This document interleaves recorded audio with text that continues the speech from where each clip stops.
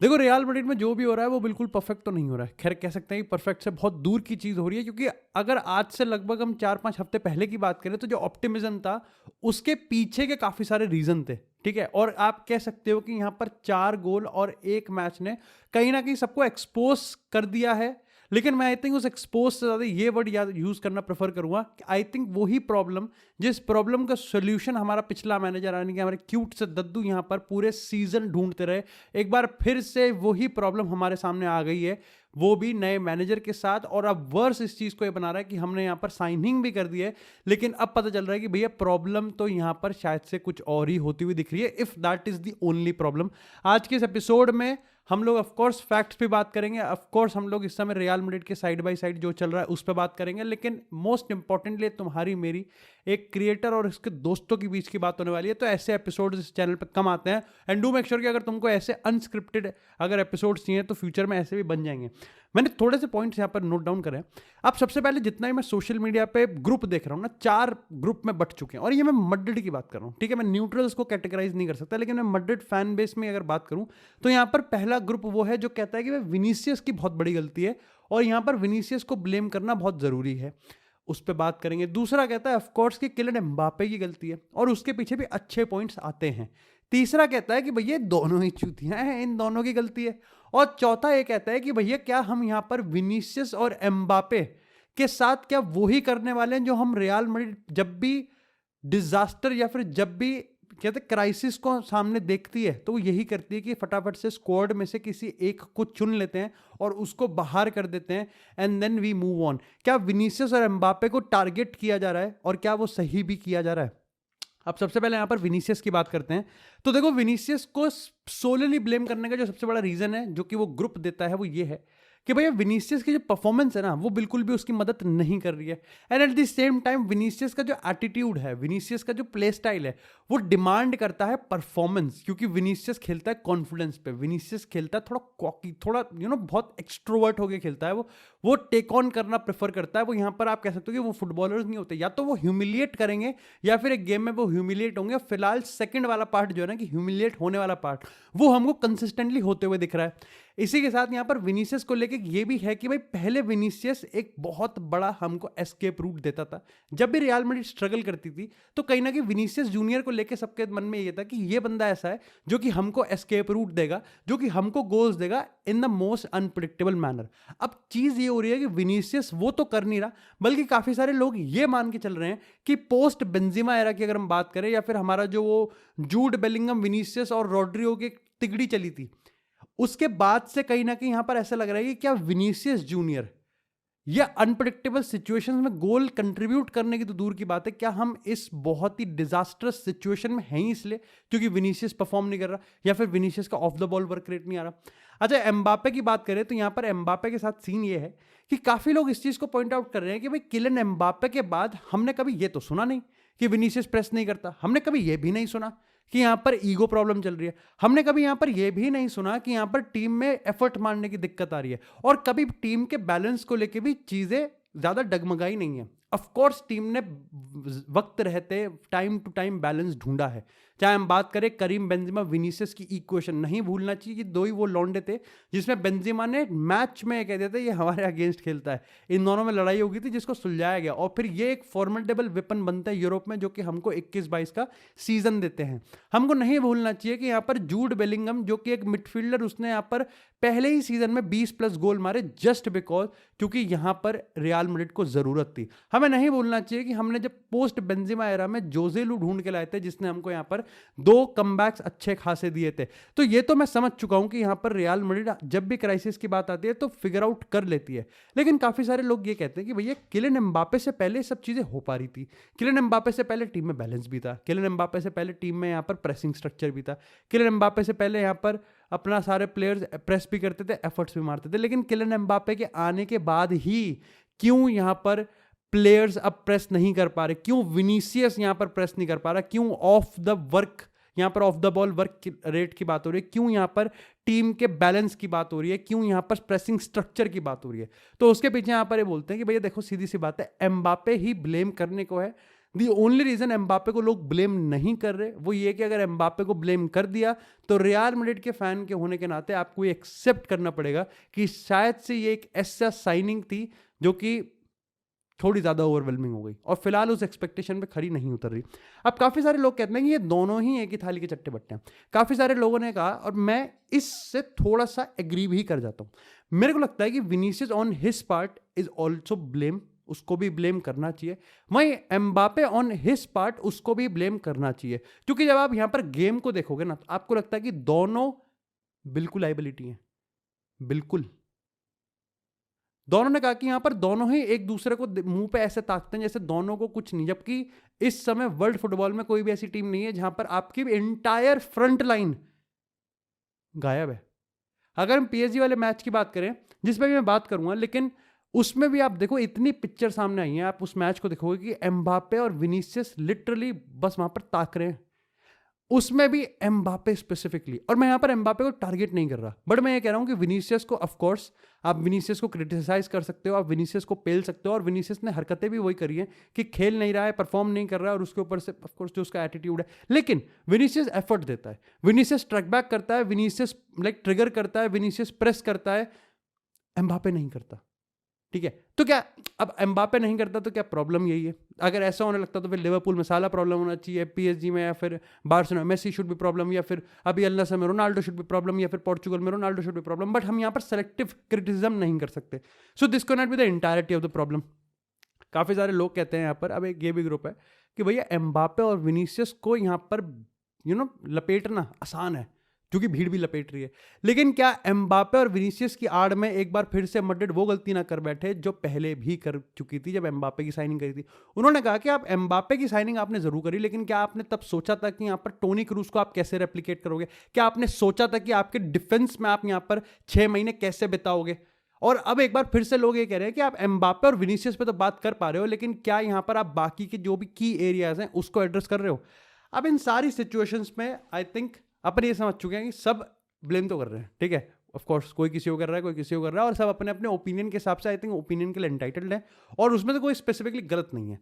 लेकिन मेरे को यहाँ पर ये लगता है जब मैं इस पूरी रियल मैड्रिड की सिचुएशन को देखता हूँ ना, तो अब यहाँ से मेरा ओपिनियन स्टार्ट है, ठीक है? तो डू लेट मी नो कि भाई तुम किस किस पॉइंट से एग्री करते हो और किस पॉइंट से डिसएग्री करते हो। I will be reading all the comments. मेरे को ऐसा लगता है कि यहाँ पर अगर हम टॉप यूरोपियन क्लब्स की बात करें, ठीक है, मेरे पे एग्जैक्ट नंबर्स नहीं है कि कौन प्रेशर प्लस पर 90 देता है, लेकिन अगर पीएसजी वर्सेस रियल मैड्रिड की बात करूं तो प्रेशर पर 90 यानी कि किस प्लेयर ने कितना प्रेशर डाला पर 90, उसमें उस्मान डेम्बेले ऑफ कोर्स 6+ था, 6.9 7.9 के आसपास था पर 90, ये उसने प्रेशर डाला था ओपोनेंट पे। किलियन एम्बापे 0.9 था, विनीसियस जूनियर बस 2.4। तो अगेन विनीसियस और एम्बापे में इतना डिफरेंस है, लेकिन अब विनीसियस और एम्बापे दोनों का मिला के उससे डबल उस्मान डेम्बेले ने अलग कर दिया। और इसका तो यहाँ पर जीता जागता उदाहरण भी है कि यहाँ पर वायरल भी जा रही है फोटो, जब रियल मैड्रिड 3-0 डाउन थी तब उस्मान डेम्बेले असेंसियो के आंखों में घूर के कह रहा था कि तेरी तो गीली कर दूंगा मैं। यही सेम चीज इंटर और पीएसजी के मैच में भी हुई थी।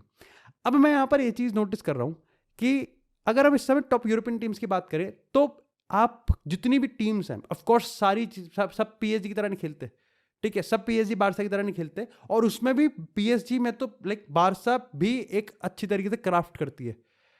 पीएसजी के पास ये है लग्जरी कि दे कैन क्वारा भी प्रेस कर सकता है, बारकोला की बात करें, डेजिरे डुई की बात करें, उस्मान डेम्बेले की बात करें, उसके पीछे आपने फाबियान रुइज, जाओ नेवेस, विटिनिया, उसके पीछे आपने नूनो मेंडेस, मार्किनियोस, पांचो, उसके बाद यहाँ पर Ashraf Hakimi. 11 relentless runner 90 minute तक भाग सकते हैं, प्रेस कर सकते हैं, गला घोट सकते हैं आपका। हर टीम के पास ये लग्जरी नहीं है। बार्सिलोना इसका एक अच्छा एग्जांपल है। बार्सिलोना ऑलमोस्ट ऐसे ही सफोकेट करती है, लेकिन उसमें थोड़ा सा क्रिएटिविटी है। द रीजन वाई कि लेवेंडोव्स्की ऐसे नहीं कर सकता, और इसलिए क्योंकि लेवेंडोव्स्की नहीं कर सकता तो लेवेंडोव्स्की हमेशा प्रेस यहां पर गोलकीपर या फिर सेंटर बैक को नहीं करता, बल्कि सीडीएम को कवर करता है। हंसी फ्लिक ये जानता है कि लेवेंडोव्स्की के पास इतना प्रेशर नहीं है, या फिर इतना उसके पास आप रन नहीं है, इतना स्टेमिना, या फिर उस पर इतना ट्रिगर नहीं है कि वो यहाँ पर उस प्रेस को एग्जीक्यूट कर सके, जो कि रफीनिया और जमाल शायद से बेटर कर सकते हैं। और इसीलिए यहाँ पर उसको पीछे करके रफीनिया यमाल को ऊपर चढ़ा जाता है, और यहाँ पर बाल्डे और कुंडे की बात करें तो उनको ऊपर रखा जाता है। And this is how Barcelona भी हाई प्रेस करती है, बट क्योंकि उसके पास पीएसजी ऐसी लग्जरी नहीं है, तो वो यहाँ पर इसमें थोड़ा क्रिएटिविटी करती है। अब प्रॉब्लम ये है कि लिवरपूल की बात करें तो यू विल सी साला भी इतना ट्रिगर नहीं करता, बट सिर्फ साला ही है। अगर आप सिटी की भी बात करोगे तो यहाँ पर बाकी सारे प्लेयर्स हैं। ऑल इन ऑल मैं ये कह रहा हूँ कि अगर हम इस समय यूरोपियन टीम्स की बात करें तो शायद से liability in terms of press आप सिर्फ एक ही अफोर्ड कर सकते हो, नॉट टू, और वो भी तब जब आपकी इंटायरिटी फॉरवर्ड लाइन उन्हीं दो प्लेयर्स पे। हमारा इंटायर फॉरवर्ड लाइन यहां पर एम्बापे और विनीसियस पे था, and that is the problem कि आपके जो फ्रंट अटैकर हैं वो प्रेस ही नहीं कर रहे, सिर्फ घूर रहे हैं।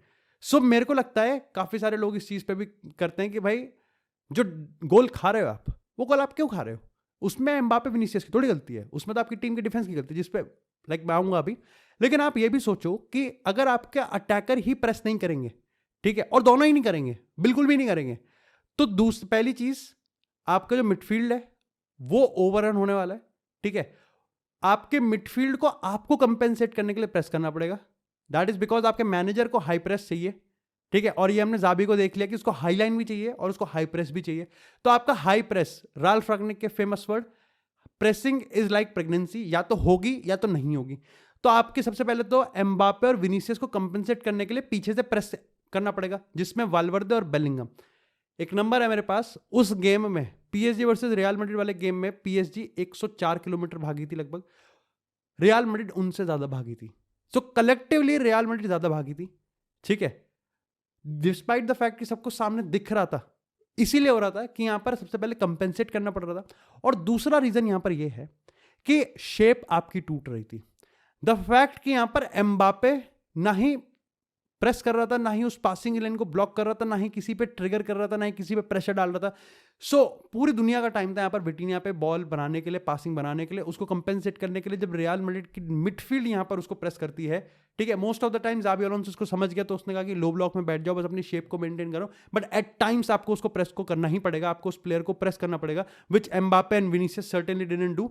आपने अपना शेप और स्ट्रक्चर खराब कर दिया, and this is how PSG were scoring goals for fun.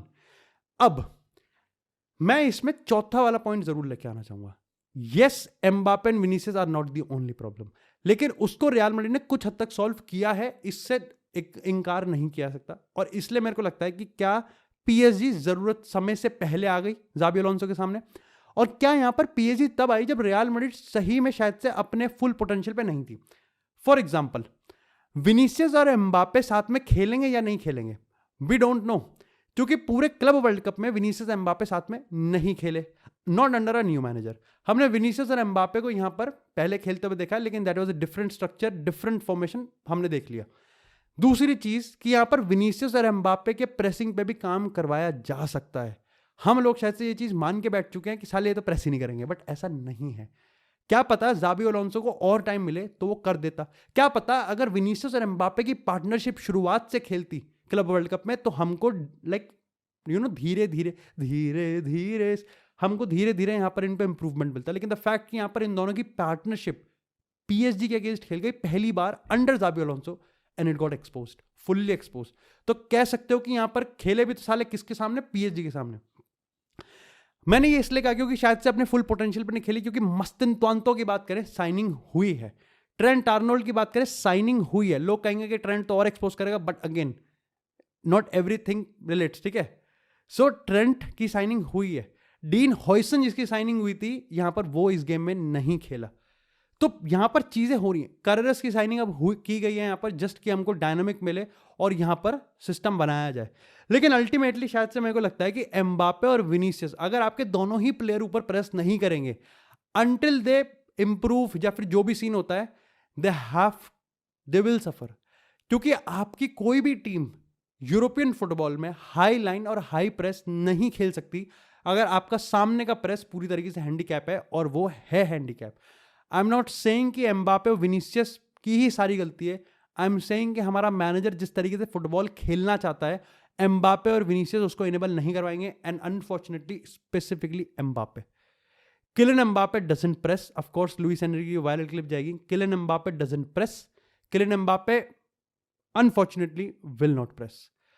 मॉरिशियो Pochettino की बात करें, थॉमस टूकल की बात करें, गाल्टियर की बात करें, लुइस एनरिके की बात करें, ठीक है, डीडियर डिशेम्स की बात करें, कार्लो एंसेलोटी की बात करें, कितने मैनेजर्स के अंडर आपने यहाँ पर किलियन एम्बापे को प्रेस करते हुए देखा है?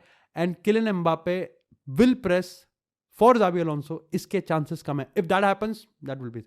दूसरी बड़ी प्रॉब्लम मेरे को लग रही है कि it's not entirely the problem कि ये दोनों प्रेस नहीं कर रहे. प्रॉब्लम ये है कि साले दोनों खेलेंगे भी एक साथ. अब यहां पर मेरे को लगता है कि it is a corporate pressure. आप यहां पर जस्ट फॉर द सेक कि आप एम्बापे और विनीसियस दोनों में से बेंच नहीं कर सकते, ये भी एक बहुत बड़ी दिक्कत है कि ज़ाबी अलोंसो खिलाना ही पड़ेगा. ऐसे में यहां पर मस्तिन तोंतो की बात करें, रॉड्रिगो की बात करें, गोंजालो गार्सिया की बात करें, यहां पर एंड्रिक की बात करें, ये सारे सफर करेंगे at some point of time. No matter कि ये कितना परफॉर्म करें, नो मैटर कि ये कितना ही एफर्ट डालें, नो मैटर इनका कितना अच्छा of the ball work rate हो, नो मैटर कि ये कितनी अच्छी परफॉर्मेंस दे रहे हो. ये आई थिंक सॉल्व है. ये आई थिंक सबके सामने है कि विनीसियस और एम्बापे, हाँ ठीक है, वन ऑफ गेम के लिए बेंच हो सकते हैं, लेकिन आप क्या सीजन में जाते हुए एक्सपेक्ट कर रहे हो कि एम्बापे 4 गेम बाहर बैठा हुआ है, या फिर एम्बापे 2 गेम रनिंग में एज ए सब्स्टिट्यूट आ रहा है, या फिर विनीसियस 2 गेम रनिंग में एज ए सब्स्टिट्यूट आ रहा है? और आई थिंक ये एक प्रॉब्लम है जो कि अभी तक लग रहा था कि हाँ भाई ये तो बहुत अच्छी प्रॉब्लम है, this is a problem that is good कि हमारे पास ऐसे प्लेयर्स हैं कि, बट अब दिख रहा है कि शायद से यहाँ पर एम्बापे और विनी अभी तक तो एक दूसरे को कॉम्प्लीमेंट करते हुए नहीं दिखे हैं. इसी के साथ यहाँ पर जो मेरे को लग रहा है कि एक बहुत बड़ी प्रॉब्लम वो है कि ईगो प्रॉब्लम. आई थिंक अब इसमें कितनी सच्चाई कितनी नहीं, लेकिन मैं इसको थोड़ा डिबंक कर देता हूँ. दोनों ने कुछ नहीं उखाड़ा as a Real Madrid player. Vinicius ने तो उखाड़ लिया काफी अच्छा, लेकिन एम्बापे ने तो कुछ भी नहीं उखाड़ा. Ego problem I think they have to settle it. ठीक है, हम ऑफ कोर्स अपने को रिपोर्ट देखने को मिल रही है, बट मैं इस चीज को बाय नहीं करता कि आई थिंक अपने को एम्बापे को हम भगा नहीं सकते, एम्बापे को थोड़ा सा प्रिविलेज देना पड़ेगा, विनीसियस को प्रिविलेज. भाई Cristiano Ronaldo never used to press. उस टाइम नहीं था, जो हमारा मैनेजर था उसकी demand. Ronaldo always used to track back. ठीक है, रोनाल्डो टैकल मारता था. आप देखो भाई, ये ट्रैक बैक भी नहीं करते दोनों, और एम्बापे तो बिल्कुल भी नहीं करता यार. आई गेट द पॉइंट कि एम्बापे को आपको एज अ एस्केप रूट चाहिए, बट विनीसियस को वो काम कर सकता है. ये दोनों ही नहीं करते. दोनों में से कोई भी ट्रैक बैक ही नहीं करता. Cristiano Ronaldo used to do it, Lionel Messi used to do it. ये दोनों बंदे प्रेस करते थे, और अगर प्रेस भी अच्छे से नहीं कर सकते तो दोनों बंदे ट्रैक बैक करते थे. ये नहीं प्रेस करते और नहीं ट्रैक बैक करते. सो द प्रॉब्लम इज कि यहां पर विनीसियस और एम्बापे जब तक ऊपर प्रेस नहीं करेंगे, तब तक रियल मैड्रिड किस तरीके से अपने गेम प्लान को एग्जीक्यूट करेगी वो नहीं कह सकते. आप कुछ भी करते रहो, यू नो, वो वाली चीज है कि एक टेबल के 4 खाने होंगे तभी वो टेबल सही से रहेगी. आप टेबल, बाकी की टेबल के 3 पिलर्स की अगर हम बात करें, उसको चांदी का लगा दो, गोल्ड का लगा दो, डायमंड का लगा दो.